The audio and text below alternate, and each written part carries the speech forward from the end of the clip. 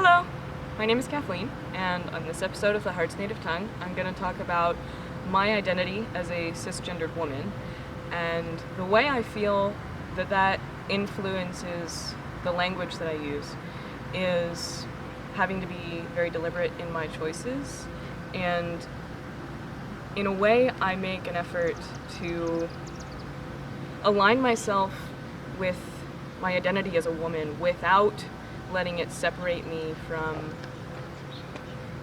male privilege. So for instance, I work as a server in a restaurant, and when I explain this to people, the typical reaction is, so you're a waitress, which I am. But I've found that people assume waitress carries a lot of different qualities than waiter. So a waiter is a more professional career. And in the same way, I am an English student. So if I were to say I was a writer, being a woman and a writer is a much less respected academic pursuit, because the books that women write are trashy novels or about love, at least in the assumption of the general culture. So I make an effort to refuse to change my language. I am a waitress and a server, both.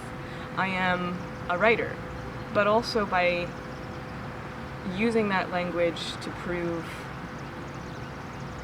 my identity is equally legitimate. And a lot of my academic background in English has been in the evolution of the language. So there are a lot of studies starting in the 80s with the way women hold conversation differently than men. For instance, women talk very rarely and men interrupt them more often.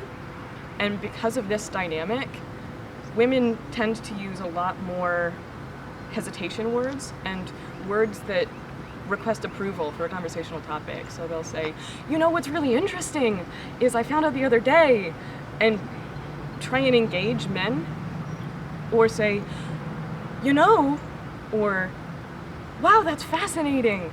And they're a lot more expressive with their body language as well, and a lot more confined.